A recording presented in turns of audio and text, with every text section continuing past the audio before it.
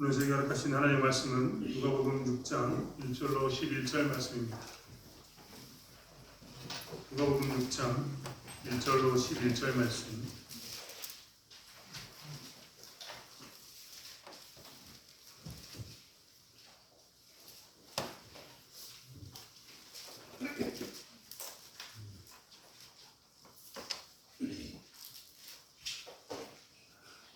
누가복음 6장 1절로 11절의 말씀을 찾으셨으면 한 목소리로 함께 합독하겠습니다.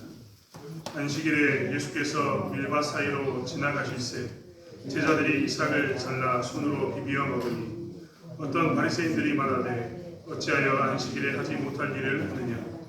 예수께서 대답하여 이르시되 다윗이 자기 및 자기와 함께한 자들이 시장할 때 한 일을 잊지 못하였느냐. 그가 하나님의 전에 들어가서 다만 제사장 외에는 먹어서는 안 되는 진설병을 먹고 함께한 자들에게도 주지 아니하였느냐. 또 이르시되 인자는 안식일의 주인이니라 하시더라.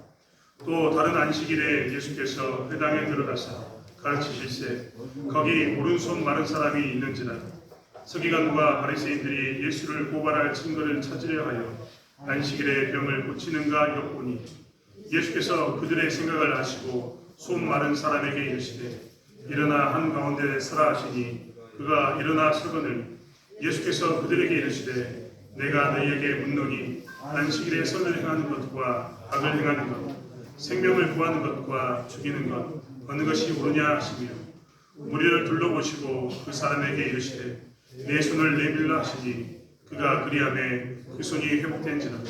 그들은 노기가 가득하여 예수를 어떻게 할까 하고 서로 의논하니라. 아멘. 오래된 영화 중에 장수상이라는 영화가 있습니다.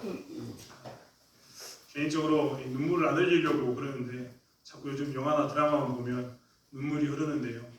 장수상이라는 영화 보면서 굉장히 많이 울었습니다. 내용은 어떤 내용이냐. 주인공이 70대와 80대 되신 할아버지가 주인공입니다. 주인공의 이름은 칠자 성자를 씁니다. 성자 칠자를 씁니다. 왜 제가 자꾸 헷갈리냐면 별성자 일곱 칠자라고 그분이 늘 영화 중에 이야기를 하시거든요.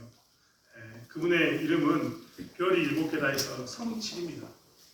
그는 무슨 일을 하느냐. 광주에 가면 마트가 있지 않습니까? 큰 대형 마트 같은 데가 있는데 그 마트 이름이 장수상입니다. 이름이 좀 촌스럽죠. 시골스러운데 저희가 시골 살면서 이런 말 하면 안 되는데요. 아무튼 도시에는 보통 무슨 마트 이래놓는데 그 마트는 굉장히 대형 마트임에도 불구하고 마트라는 이름을 안 쓰고 장수상해라는 말을 쓰고 있습니다. 장수상해에서 일하고 있는 이 나의 지긋이 드신 이 주인공 성칠 씨는 하는 일이 뭐냐. 마트에서 물건을 정렬하고 물건을 다른 사람이 찾으면 찾아주는 그 일들을 하는 사람이었습니다. 사장하고도 아주 가까운 사이입니다. 사장이 온갖 이런저런 말을 해도 마트에서 오랫동안 이 장수상에서 오랫동안 근무했던 이 성칠 씨는 사장이 뭐라고 이야기하면 가까운 사이니까 오히려 사장한테 따박따박 말을 따먹으면서 이런저런 불평을 다 이야기합니다. 아무튼 이 사람은 이 성칠이라는 사람은 이렇게 장수상해라는 곳에서 오랫동안 일했던 사람인데 집에 돌아가면 그는 혼자 삽니다. 큰 집에 혼자 사는 그 삶, 그는 살고 있다는 겁니다. 그런데 어느 날 그 장수상해, 그 성칠 씨가 사는 집 앞에 꽃가게가 열렸습니다. 그런데 그 꽃가게의 주인이 누구였느냐? 60대에서 70대로 보이는 예쁜 할머니가 오셨습니다. 좀 파격적이죠. 그런데 중요한 것은 무엇이냐면 그 꽃가게에 있는 그 할머니의 이름이 금님입니다. 성이 임씨, 임금님. 이름도 재밌는데 아무튼 임금님 씨는 딸과 함께 그 꽃가게를 하고 있었는데요. 이 성칠 씨가 옆에 지나가니까 이 금님 씨가 성칠 씨를 불러다가 뭐라고 이야기하냐면 우리 데이트하자라고 요청을 합니다. 가슴이 뛰죠. 그래서 그분은 가슴이 뛰는 가운데 이제 데이트를 하게 되는데요. 이 데이트를 하려고 하다 보니까 생기는 문제들 가운데 있지 않습니까? 어떻게 해야 될지 잘 모르는 거예요. 그래서 이것저것 물어보니까 주변에 있는 사람들이 이야기해 줍니다. 특별히 장수상이라고 이야기했던 그 사장님은 적극적으로 나서가지고 이때는 이렇게 하시고 저때는 저렇게 하시고 조언을 해줍니다. 주변에 있는 모든 사람들이 이 성채 씨의 이 연애 데이트를 위해 첫 데이트를 위해서 안간힘을 써줍니다. 그리고 정말 데이트를 재미있게 잘 하게 됩니다. 그리고 둘이는 이 임금 씨와 이 성채 씨는 둘이 알콩달콩 계속해서 주고받고 사랑 이야기를 하는데 어느 날 이 성채 씨가 금님 씨하고 했던 약속을 잊어버립니다. 그래서 정말 미안하다고 이야기하는데요. 금님 씨는 나중에 성채 씨의 집에 와가지고 집을 정리해주면서 울기도 합니다. 정말 이해가 되지 않는 부분인데 사실 내용은 이렇습니다. 성채 씨라고 이야기하는 이 사람은 임금님이라고 하는 그 할머니의 진짜 남편입니다. 진짜 남편인데 이 진짜 남편인 이 성채 씨가 치매가 온 겁니다. 치매가 와서 기억을 잃어버렸습니다. 자기가 젊은 시절부터 장수상이라는 상에 마트를 해가지고 크게 키웠습니다. 그 사장은 누구냐면 자기 친아들입니다. 그런데 기억이 안 납니다. 그저 종업원으로 있는 줄만 압니다. 그 금님 씨와 함께 꽃가게를 열었던 딸은 자기 친딸입니다. 그런데 기억이 안 납니다. 그런데 재밌는 것은 무엇이냐면 이 금님 씨라는 그의 아내와 이 장수상의 그 사장과 딸이 어떻게 하냐면 아버지를 요양병원을 보내지 않고 아버지를 그저 그 집에 그대로 둔 상태에서 자기들의 추억있는 그 방문만 잠가놓은 상태에서 아버지를 옆에서 그렇게 마치 처음 보는 것처럼 따뜻하게 감싸주는 장면입니다. 훗날 이 성채 씨가 기억이 떠오릅니다. 이 치매에서 잠깐 기억이 돌아와서 자기가 드디어 알았습니다. 금님이라는 그 여자가 자기 아내인 걸 알았습니다. 장수상의 그 사장이 누구냐면 자기 아들인 걸 알았습니다. 딸인 것도 알게 됩니다. 그리고 엄청나게 웁니다. 내가 잊어버려서는 안 되는 것을 잊어버렸다. 내가 절대 잊어버려서는 안 되는 것을 잊어버렸다고 이야기하면서 엄청나게 웁니다. 그리고 두 분은 나중에 손을 잡고 요양원으로 가는 장면으로 영화는 끝이 납니다. 제가 이 영화 보면서 굉장히 많이 울었습니다. 왜 울었느냐? 이 성채 씨라고 이야기했던 남자의 대사가 너무 가슴에 확 와닿았기 때문입니다. 잊어서는 절대 안 되는 게 있는데 내가 잊어버렸다.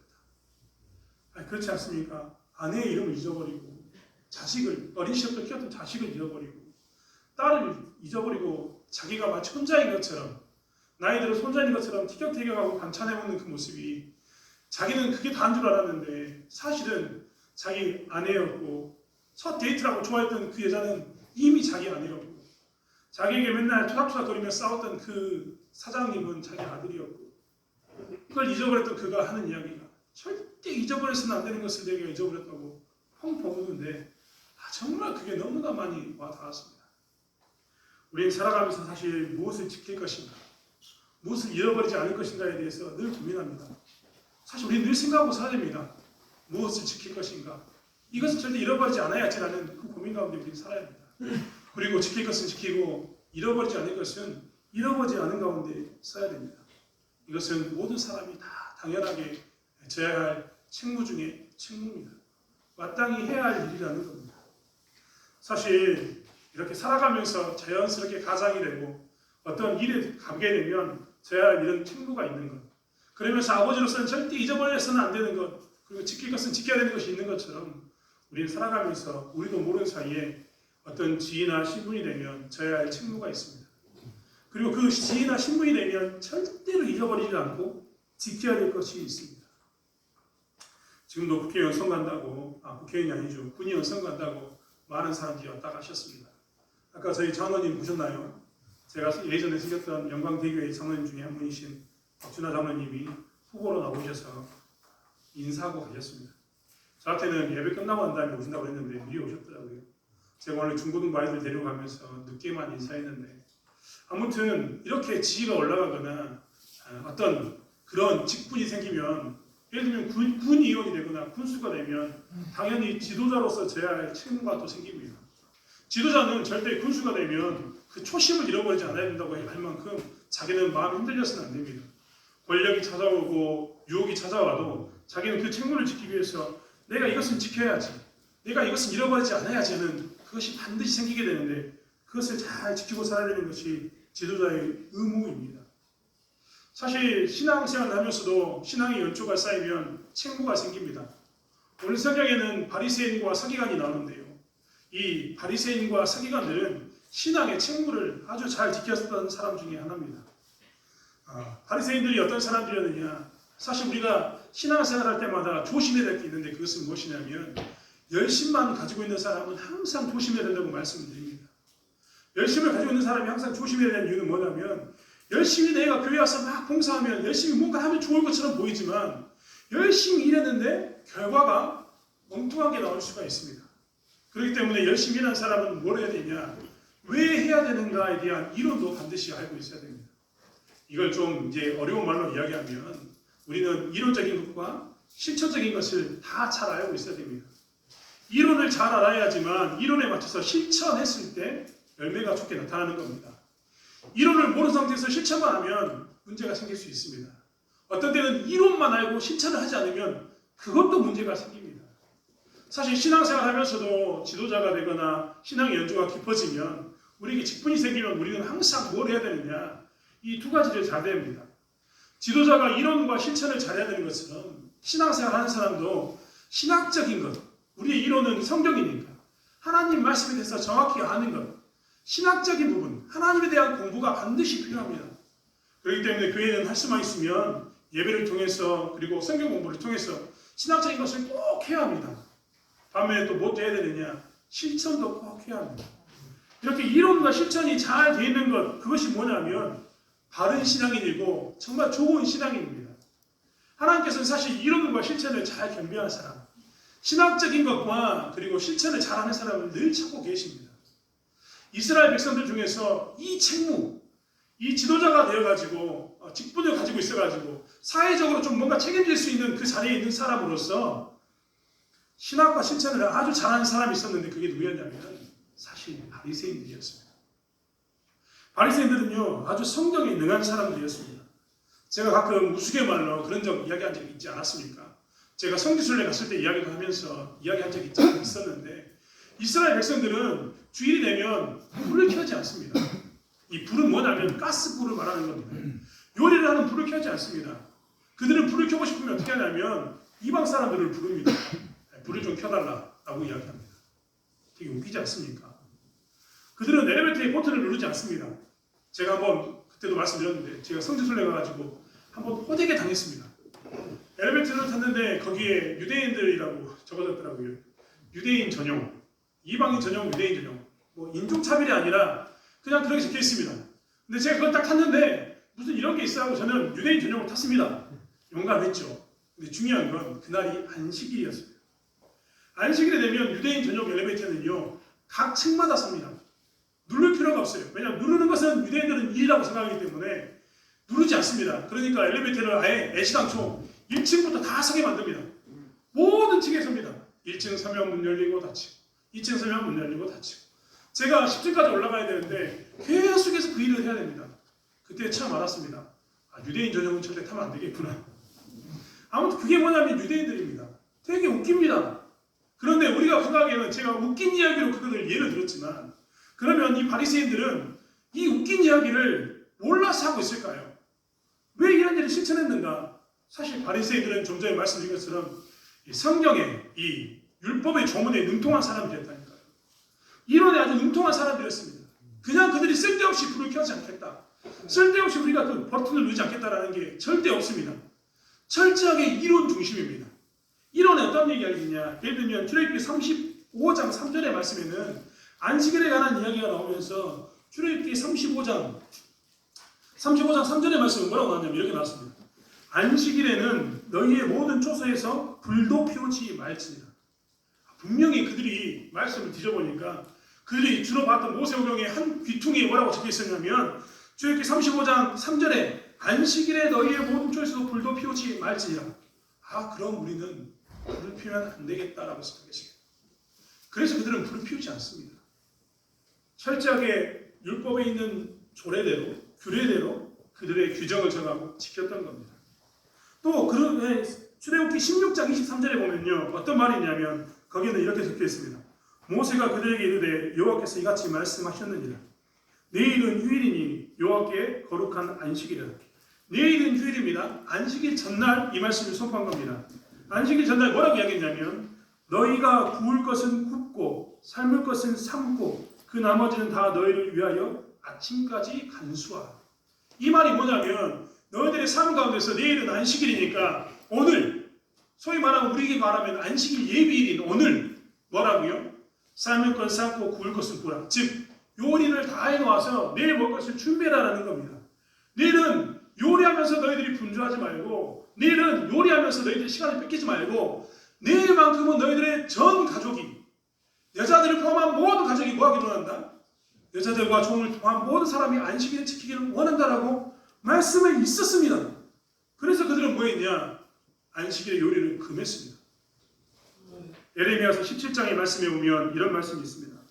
예레미야서 17장 21절과 22절의 말씀은요, 여호와께서 이같이 말씀하시되 너희는 스스로 삼가서 안식일에 짐을 지고 예루살렘 문으로 들어오지 말며 안식일에 너희 집에서 짐을 내지 말며 어떤 일이라도 하지 말고 내가 너희 조상들에게 명령한 같이 안식일을 거룩히 할지어다. 뭐라고 얘기했냐면 안식일에 짐을 지지 말라는 겁니다. 그래서 그들은 철저하게 지켰습니다. 예를 들면 그들이 안식일에 집에 앉아있는데 그 집에 와서 배고픕니다. 밥 좀 주십시오라고 이야기하면 그들은 절대 안식일에 짐을 내지 말라고 이야기했으니까 도와주지 않습니다. 그들이 정말 도와주고 싶으면 그들은 뭐라고 이야기하냐면 네가 와서, 나는 앉아있을 테니 네가 와서 음식을 가져가라 라고 이야기합니다. 철저하게 그들은 뭘 하냐면 율법의 조문을 찾아가지고 그 조문에 기록된 대로 그들은 뭐 했냐? 삶 가운데서 실천하고 살았습니다. 오늘 어떤 일도 하지 말라라는 이 말에 근거해서 그들은 뭐 했냐면 그래 뭐가 일일까라고 생각했습니다. 심지어는 걷는 것은 일일까 아닐까 그들은 생각했습니다. 걷는 것도 일일 것 같아서 그들은 어떻게 했냐면 2000규빗, 우리나라 말로 이야기하는 가깝게는 1km 정도는 안에서는 걸어도 되지만 그 이상을 걸으면 일이 된다라고 이야기하면서 2000규빗을 규정해버리고 그 범위를 넘지 못할 것을 그들은 지켰습니다. 이사야서 58장에 보면 58장 13절에 보면 이런 말이 나왔습니다. 만일 안식일에 내 발을 금하여 내 성일에 오락을 행하지 아니하고 안식일을 일컬어 즐거운 날이라 여호와의 성일을 존귀한 날이라 하여 이를 존귀히 여기고 내 길을 행하지 아니하며 내 오락을 구하지 아니하며 사사로운 말을 하지 아니하면 이렇게 이야기하면서 하나님은 뭐라고 이야기냐면 안식일에 오락을 하지 말 것을 이야기했습니다. 심지어는 이야기한 것처럼 사사로운 말을 하지 말라라고 이야기했습니다. 그러니까 이스라엘 백성들은 뭘 했냐면 오락 자체를 금했습니다. 철저하게 근엄하게 사사로운 말을 하지 않고 아주 하나님 안에서만 있으려고 안간힘을 썼습니다. 철저하게 그들은 무엇을 했냐면 엄밀하게 이 율법의 이 규례들을 찾아가지고 그들의 삶 가운데 적응하려고 지키려고 노력했습니다. 이런 것이 누구였냐면 이렇게 이론과 실천에 아주 능한 사람이 누구였냐면 바리새인들이었습니다. 철저하게 이 안식일을 지켰던 그 바리새인들이 오늘 뭐라고 이야기하냐면 이스라엘 상에 오신 예수님과 그의 제자들에게 뭐라고 이야기하냐면 어찌하여 안식일에 하지 못한 일을 하느냐라고 질문합니다. 안식일에 하지 못한 일을 했다 이 말은 무엇이냐면 안식일에 예수께서 밀밭 사이로 지나갈 때 제자들이 이삭을 잘라 손으로 비벼먹는 그 사건을 칭해서 하는 이야기입니다. 오늘 누가복음 6장 1절에 있는 것처럼 제자들이 이삭을 잘라서 손으로 비벼먹었습니다. 이 바리새인들은 이론과 실천에 능했던 이 바리새인들은 이것을 지적했습니다. 바리새인들은 알고 있었습니다. 가난한 사람들을 위해서 고아와 과부와 나그네들을 위해서 하나님께서 항상 예비해 놓으라는 것을 알고 있었습니다. 그들은 항상 밭에 소산을 남겨두었고 과일나무에 과일의 소산을 남겨두었습니다. 그것은 다 누구 거라고요? 가난한 자들 거입니다. 배고픈 자들 거입니다. 그렇기 때문에 그들은 가난한 자들을 위해서 남겨두는 것으로 시비를 거는 게 절대 아닙니다. 오늘 무엇으로 이들에 대해서 불만이 있냐면 그들이 했던 행동 때문에 그렇습니다. 이삭을 잘라먹는 것은 괜찮습니다. 이삭을 주워가지고 가지고 가는 것이 아니기 때문에 손으로 잘라먹는 것은 이삭을 먹는 건 괜찮은데 지금 무엇이 문제냐면 이삭을 잘라서 손으로 비벼먹는 이것이 문제입니다. 이것을 언제 했기 때문에 문제가 되냐면 안식일에 했기 때문에 문제입니다. 과부들을 위해서, 고아들을 위해서, 가난한 사람들을 위해서 밭에 소산을 남겨둔 건 좋은데 이 소산은 언제 가져가야 되느냐? 안식일날 가져가는 게 아니라 안식일 전에 6일 동안 이 소산을 가져가야 되는데 이들이 안식일날 이것을 가져간 것을 문제 삼는 겁니다. 그들에게 있어서는 이삭을 잘랐다는 이것이 뭐가 되냐면 일을 하지 말라고 했던 하나님의 말씀의 잘못된 실천, 즉 추수를 하는 것, 일을 하는 것이 되었기 때문입니다. 손으로 비벼서 있는 이 비빈 행위가 뭐가 되냐면 타작, 우리가 마치 이 키를 가지고 나락을 보냈던 것처럼 그런 행위가 되기 때문에 이 바리새인들은 뭐라고 이야기했던 겁니다. 그들이 배고파서 이삭을 따먹은 것에 대해서 문제 삼은 게 아니라 배고파서 그들이 이것을 손으로 비빈 게 문제가 아니라 안식일에 그 일을 한 게 문제인 겁니다. 안식일에. 그들이 철저하게 이론과 실천을 지키면서 안식일에는 우리는 불도 켜지 않고 음식도 하지 않는 것은 무엇이냐면 안식일을 대비해서 미리 우리가 음식을 다 만들어 놓고 안식일을 대비해서 모든 것을 갖췄다가 안식일에 우리는 하나님만 바라보기로 했었는데 너희들은 그 미리 준비한 것을 하지 않고 안식일에 왜 그것을 했냐라는 것을 가지고 시비를 거는 겁니다. 여러분 굉장히 합리적입니다. 말씀에 떠나지 않는 말입니다. 그렇지 않습니까? 안식일을 위해서 미리 준비해놓고 먹자는 말이 무엇이 잘못됐습니까? 안식일 미리 대비해서 주일을 먹을 것을 안식일을 먹을 것을 준비해서 모든 것을 갖추자는 게 무엇이 잘못됐습니까? 그런데 예수님은 이것에 대해서 이야기합니다. 오늘 사실 6장 1절에 예수께서 밀밭 사이로 지나가실 때 제자들이 이삭을 잘라 손으로 비벼 먹었다. 이 말부터 사실 우리는 의심해 봐야 합니다. 왜 의심해 봐야 되느냐? 예수님과 함께 있던 제자들은 왜 배고팠을까를 의심해 봐야 합니다. 사실 그렇지 않습니까? 우리가 믿는 예수님이 어떤 분입니까? 무리를 걷는 분이십니다. 그것만 있습니까? 우리가 제일 잘 알고 있는 오병이어의 기적을 행하신 분이 누굽니까? 우리가 믿는 하나님, 이 예수님이십니다. 보리떡 5개, 물고기 2마리를 가지고 축사하시니까 어떻게 됐습니까? 3,000명이 넘는 사람들이 먹고 12강들의 음식이 남을 만큼 능력이 있으신 분이 누구냐면 우리가 믿는 예수 그리스도입니다. 그런데 그 예수님을 따랐던 제자들이 오늘 배가 고팠습니다. 안식일이 되었는데도 그들이 먹지 못한 겁니다. 왜 그랬을까요? 예수님은 의도적으로 그들을 굶기신 겁니다. 왜 굶겼을까요? 왜 예수님께서는 오병이의 기적을 행할 수 있음에도 불구하고 제자들이 배고픈 것을 예수님께서는 방치하셨고 왜 제자들이 미리 이삭을 따서 먹고 비벼 먹는 것을 놔두었을까요? 그것은 우리에게 하나님께서 안식일의 주인을 찾기 위해서입니다. 사실 우리는 오늘 첫 번째 안식일에 대해서 기억해야 될 게 뭐냐면 안식일의 주인은 예수라는 겁니다. 인자가 안식일의 주인입니다. 이 말의 의미는 무엇입니까? 바리새인들은 이론적으로 실천적으로 말씀에 찾아서 그 말씀대로 행하였습니다. 안식일이 되기 전에 미리 준비해놓고 안식일은 정말 안식일대로 지키자라고 이야기하면서 오락을 금하면서 그들은 사사로운 말을 금하는 아주 거룩하고 근엄한 삶을 사는 것처럼 그들은 보였습니다. 그런데 그들 가운데 무엇이 없냐면 그 안식일의 주인이 없습니다. 안식일의 주인은 예수인데 안식일의 주인이 없다는 겁니다. 그것을 드러내기 위해서 예수님께서는 제자들을 이렇게 배골게 하셨고 이 상황을 만드신 겁니다. 그렇다면 안식일의 주인이 없다는 것은 무엇입니까? 아니, 안식일에 이렇게 하나님의 말씀 찾아가지고 말씀대로 사는 것인데 왜 안식일의 주인이 없다라고 이야기했을까요? 그것은 이 안식일의 진정한 의미를 몰랐기 때문입니다. 예수님은 오늘 다윗의 이야기를 꺼내면서 이야기합니다.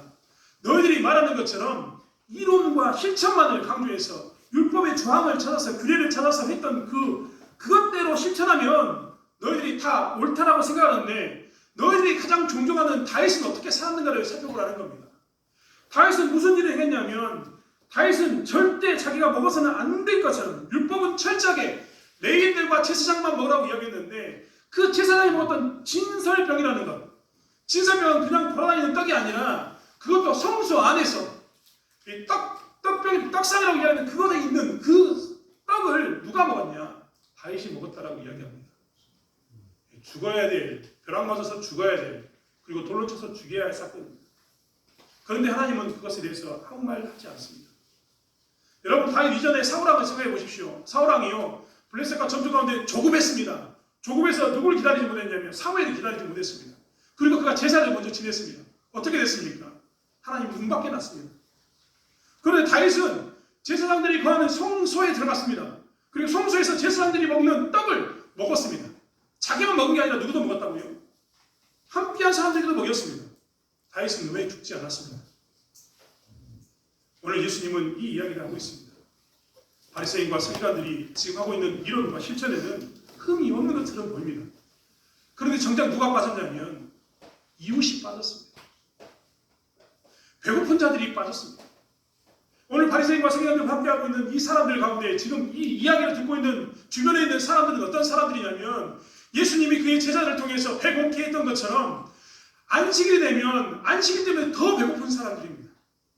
여러분 말씀드렸던 것처럼 없는 사람이기 때문에 정말 아무것도 없기 때문에 그들은 안식일에 평일날도 못 먹었기 때문에 안식일에는 국어를 해서라도 동력을 해서라도 먹어야 되는데 이 바리새인들은 뭐라고 이야기했냐면 안식일의 규례에 맞춰서 우리는 너에게 음식을 내어줄 수 없다라고 이야기합니다. 안식일의 규례를 지키기 위해서 나는 너희들이 배고파도 안식일을 너에게 줄 수 없다라고 이야기합니다. 심지어는 아무것도 없어서 평상시도 먹을 게 없어서 안식일에도 먹을 게 없기 때문에 그들에게 손을 내밀 그들에게 뭐라고 이야기하냐면 아니 왜 너희들은 안식일이 되기 이전에 준비하지 아무것도 준비하지 않는 상태에서 안식일을 맞이했냐고 이야기하면서 손가락질하고 있는 겁니다. 무엇이 빠졌을까요? 사랑이 빠졌어요. 하나님은 항상 율법의 강령에 뭐라고 말씀하시냐면 율법에 제일 수많은 율법이 있고 수많은 말씀의 규례들이 있는데 그 강령에는 뭐가 있다고 이야기하냐면 하나님 사랑과 이웃 사랑이 있다고 합니다. 예수님도 이 땅에 오셔가지고 말씀했습니다.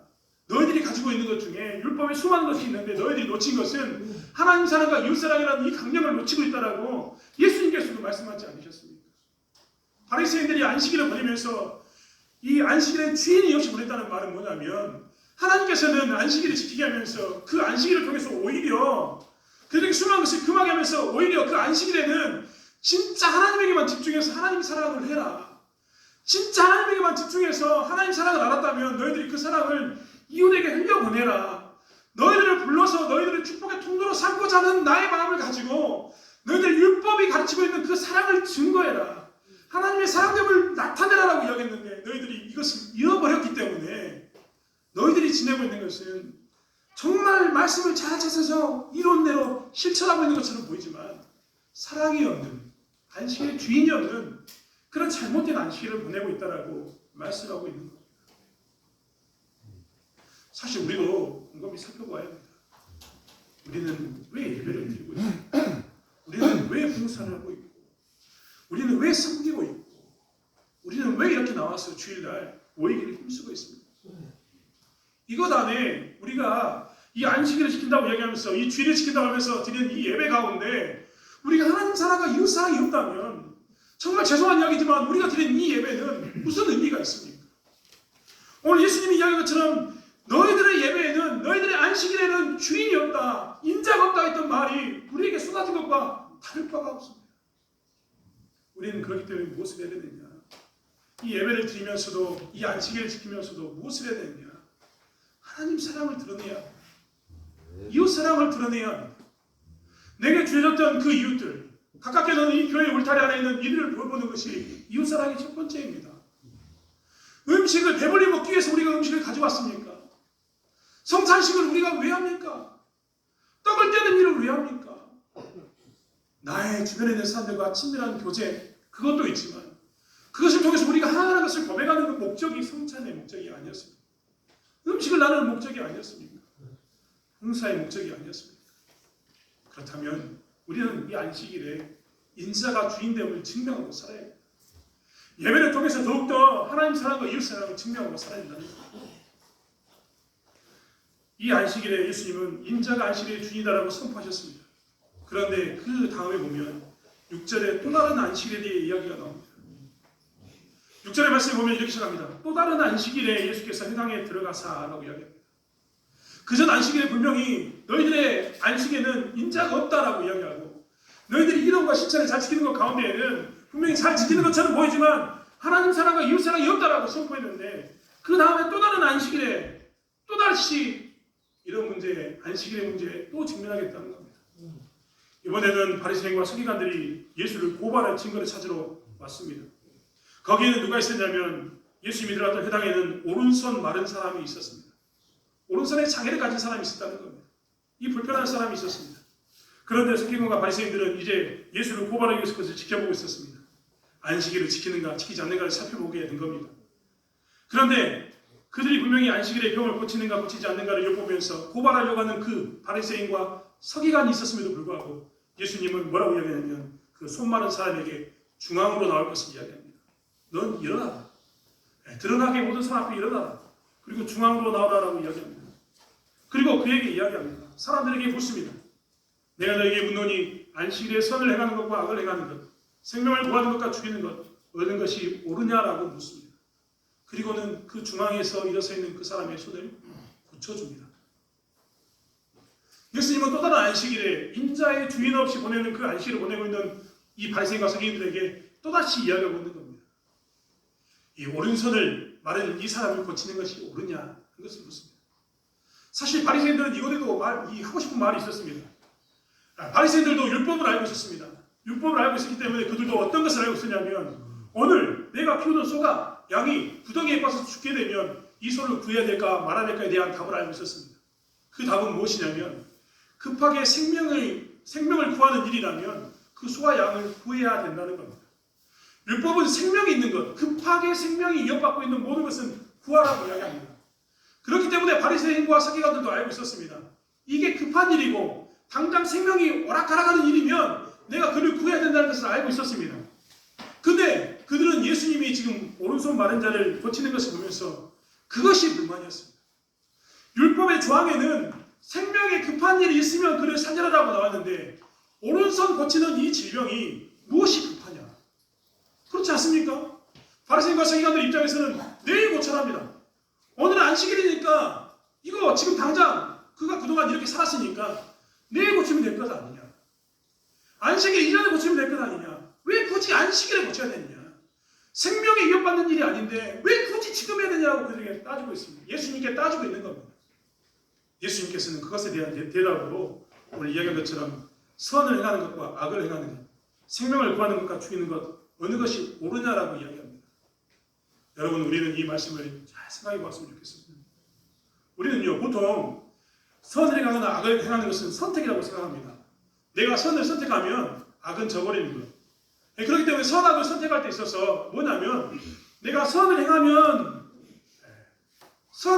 괜찮고 악을 행하지 않은 것, 악을 선택하지 않은 것도 괜찮다고 생각합니다. 그런데 예수님은 오늘 그 이야기를 하고 있는 게 아닙니다. 네가 만약에 오늘 선을 행하지 않으면 그것은 뭐라고 바로 이야기하냐면 그것은 악한 거다라고 이야기하거든요. 네가 오늘 생명을 구하지 않으면 그 생명이 바로 죽는 것처럼 네가 오늘 지금 행하지 않으면 그것은 죽는 거다. 죽음에 직결된다라고 이야기하고 있는 겁니다. 선과 악에 대한 선택이 아니라 네가 선을 행하지 않고 생명을 구하지 않으면 그것은 그 순간에 그것을 행하지 않으면 죽는 거다. 악한 거다라고 선포하고 있는 겁니다. 바리새인들은 율법을 따져서 주일에 하지 마라. 안식에 하지 마라 라고 이야기하는데 예수님은 거꾸로 묻는 겁니다. 네가 행하는 것은 악한 거다. 네가 행하는 것은 죽음을 가져오는 거다 라고 말씀하고 있다는 겁니다. 사실 이 말을 의미를 곰곰이 생각해보면 여러분 한번 생각해 보십시오. 바리새인 입장에서 생각해 보지 마시고 환자라고 생각해 보십시오. 내가 환자입니다. 오른손이 말라 있습니다. 긴 시간 동안 이 장애가 와가지고 이 오른손을 못 쓰고 있었습니다. 그런데 수많은 방법을 찾아봤지만 고칠 길이 없었는데 오늘 드디어 고칠 길이 생겼습니다. 그것은 누구냐면 우리 마을에 들어오신 예수입니다. 예수께 나가서 내가 이 오른손을 가지고 예수님 낫게 해주시라고 이야기하면 이 고침을 받습니다. 정말 언제 예수를 만날지 모릅니다. 그런데 마침 오늘 우리 마을에 오셨습니다. 그래서 나는 이것을 가지고 나가면 고침을 받습니다. 그런데 주변에 있는 사람들이 오늘은 안식일이니까 안 돼. 너는 지금은 안 된다. 내일 와라라고 이야기하면 이 환자의 심정은 어떻겠습니까? 내일 예수님이 과연 그 말이 있을까요? 내일 그에게 또 기회가 찾아올까요? 환자 입장에서 생각해 본다면 아니 내가 그 환자라고 따져본다면 나는 지금 이 당장 이것을 고쳐야 합니다. 이것은 내일까지 미룰 일이 절대 아닐 겁니다. 나는 지금 은혜를 입을 때이고 나는 예수님을 지금 만나야 되는 겁니다. 그런데 바리새인들은 뭐라고 얘기하냐면 지금은 안식일이니까 안 된다라고 얘기합니다. 지금은 안식일이니까 너는 지금 예수의 은혜를 입을 때가 아니다라고 이야기해버린 겁니다. 예수님이 그것을 묻습니다. 지금은 은혜를 누릴 때, 안식의 주인을 누릴 때, 그리고 안식일은 원래 주인의 은혜를 입는 시간이야라고 이야기하는 겁니다. 사랑하는 성도 여러분, 우리는 오늘 안식일에 대한 이 주일의 비유를 보고 있습니다. 많은 사람들이 안식일의 주인이 인자인 것을 늘 놓치고 삽니다. 첫 번째 안식일에 행했던 것처럼 안식일의 주인 대신 예수 없는 예배를 드릴 때가 너무나 많습니다. 안식일의 주인 대신 예수가 없는 그 잘 드리는 예배, 찬양도 정말 잘하고 순서를 정말 잘 맞춰서 예배위원들이 잘 섬기고 앉아서 거룩함, 시끄러움 없이 거룩한 가운데 정말 잘 드리는 예배를 드립니다. 그런데 그 안에 예수가 없습니다. 무슨 소용이 있습니까? 정말 잘 드리는 예배를 드립니다. 내게 맡은 직분을 잘 감당하고 있습니다. 헌금위원으로, 찬양위원으로, 예배위원으로 잘 섬기고 있습니다. 성도로서 역할을 잘 감당하면서 예배를 잘 드리고 있습니다. 그런데 그 예배 가운데 내가 하나님의 은혜를 경험하지 못합니다. 그 예배가 무슨 의미가 있습니까? 그 예배는 안식일의 주인이 없는 겁니다. 오늘 예수님께서는 무엇을 이야기하냐면 이 구원의 은혜를 이야기하고 있습니다. 세상에는 많은 교회가 있습니다. 오늘날처럼 많은 교회가 존재한 시기가 있을까 할 만큼 한국은 정말 많은 교회가 있습니다. 제가 중앙아시아, 즉 아시아의 중앙을 여행한 적이 있는데 그쪽에는 이슬람입니다. 그 동네마다 가면 이슬람 사원이 있습니다. 산 꼭대기마다 마을이 있는데 마을 갈 때마다 이슬람 사원이 있습니다. 어떤 마을은 2개, 3개가 있습니다. 한 마을에 이슬람 사원이 2개, 3개가 있습니다. 그런데 우리나라는 마을마다 교회가 있습니다. 그런데 중요한 것은 뭐냐면 이 시대에 많은 사람들이 그 마을마다 교회가 있고 눈을 돌려보면 십자가가 있는 이 시대에 뭐라고 이야기하냐면 하나님이 없는 것처럼 여깁니다. 아니 우리는 예배를 그렇게 잘 드리고 우리는 그렇게 찬양을 열심히 하고 헌금을 드리고 봉사하고 열심히 나가는 이 예배를 이렇게 드림에도 불구하고 많은 교회가 이 시간에 예배를 드림에도 불구하고 세상은 뭐라고 이야기하냐면 인자가 없다. 하나님이 없다라고 이야기합니다. 왜 그럴까요? 그것은 우리가 드리는 이 예배 가운데 예수를 경험하지 못하기 때문입니다. 우리가 섬기고 있는 그 자리에서 하나님의 은혜를 경험하지 못하기 때문입니다. 여러분, 우리는 예배 가운데서 매일 드리는 것처럼 보이지만 여기서 늘 강조하는 것처럼 뭘 경험해야 되냐면 매일 드리는 것처럼 보이는 이 예배를 통해서 우리가 오늘 찬양으로 고백했던 것처럼 하나님이 세상을 이처럼 사랑하사 독생자를 보내셨고 나의 죄를 위해서 십자가에 못 박혀 죽으셨고 나 때문에 빚값을 흘리셨고 나 때문에 고초를 당했고 나 때문에 그렇게 죽으셨다는 것을 우리는 경험해야 합니다. 예배는 그렇기 때문에 인자를 경험하는 것, 예수님이 나를 위해서 그렇게 나를 사랑하기 때문에 당했던 그 고난을, 그 고초를 현재 시각으로 지금 내가 이 예배 시간에 다시 경험하는 것이 있어야 그게 안식일을 지키는 겁니다. 내가 섬기는 자리에서 내가 잘 섬겼다. 오늘 찬양부장님이 사고 나졌고 여기까지 왔다. 내가 예배위원인데 기도 잘했다. 내가 설교자인데 설교를 잘했다. 이게 중요한 게 아니라 그 가운데서 내가 설교를 하면서 하나님의 은혜를 경험해야 합니다. 아, 내가 말씀대로 이렇게 살아야 되는데 내가 그렇게 못 살았습니다. 설교자가 다 잘 살겠습니까? 못 살죠. 그러면 설교를 하면서도 말씀을 전하면서 내가 뭘 고백하고 살아야 되냐면 하나님, 그러니까 난 하나님의 은혜가 필요합니다. 이 모슬림까지 내가 이 말씀을 전하면서도 지키지 못하는 내가 그러니까 하나님의 은혜가 필요합니다라고 고백해야 되는 게 뭐냐면 내 예배해야 됩니다. 내가 운전대를 붙잡고 내가 헌금위원으로 봉사하고 예배를 드리는 이 자리에 앉아서 내가 고백할 것은 뭐냐면 하나님, 나는 하나님의 은혜를 이 시간에 경험해야 합니다. 내가 하나님 은혜는 없이 살 수 없습니다라고 고백해야 되는 게 뭐냐면 우리가 드려야 할 예배라는 겁니다. 그렇게 인자가 주일에 안식일의 주임을 고백하는 그런 교회가 진짜 교회입니다. 그리고 그런 예배가 회복되었을 때 세상은 비로소 뭘 보냐면 아, 교회에 구원이 있구나. 교회의 인자의 교회의 주인은 예수구나라는 것을 보게 되는 겁니다. 하나님이 진짜 교회의 주인이라는 것을 봐야지만 그게 진정한 안식일이라는 겁니다. 우리가 먼저 된 자로서 바리새인처럼 살 때가 너무나 많습니다. 우리는 오랫동안 교회를 다녔기 때문에 율법의 규례들에 대해서 너무나 잘 알고 있습니다. 성경 공부를 통해서 너무나 많은 좋은 말씀을 통해서 TV만 틀면 나오는 그 수많은 설교를 통해서 너무나 많은 이론들을 저희는 배우고 있습니다. 그리고 실천할 때도 이렇게 해야 된다고 여러 가지 실천을 합니다. 하지만 우리는 다시 한번 살펴봐야 돼요. 나는 진짜 주의를 지키면서 주의 성수라고 이야기하는 이것 가운데서 인자가 이 안식일의 주인, 즉 주일의 주임을 선포하고 있는지, 십자가의 은혜를 누리고 살고 있는지, 내가 일을 하면서도 그 안에서 내가 예수 그리스도의 그 은혜들을 경험하고 있는지, 우리는 이것을 살펴야 한다는 겁니다. 그리고 그것을 고백하면서 이 거룩한 주일을 보내야 합니다. 그것이 진정한 주일 성수입니다. 사랑하는 성도 여러분, 우리에게 허락하신 이 교회를 통해서 우리 가운데 주인이 예수임을 증명하며 살기 원합니다. 우리 교회를 통해서 이 지역에 있는 수많은 사람들이 저 교회의 주인은 예수구나, 저 교회의 주인은 하나님이시구나, 저 교회만큼은 정말 주인이 누군지 내가 분명히 알겠다라고 고백하는 교회가 되어야 되는 것이, 신자의 삶을 살아야 되는 것이 우리의 모습이라는 겁니다. 다시 한번 그러한 은혜를 회복하는 저와 여러분이 되길 원합니다. 그리고 이런 모습을 통해서 우리의 진정한 주인 되신 예수가 증거되어 그러한 은혜를 누리며 살아가는 저와 여러분이 되기를 원합니다. 오늘 성경은 어느 것이 옳으냐라고 묻습니다. 여러분, 어느 것이 옳습니까? 다시 한번 우리가 결단하면서 인자가 안식일의 주인됨을 선포하며 나아가는 삶을 살아가는 저와 여러분이 되기를 원합니다. 기도하겠습니다. 하나님, 무엇을 지킬 것입니까? 무엇을 잃어버리지 않을 것입니까?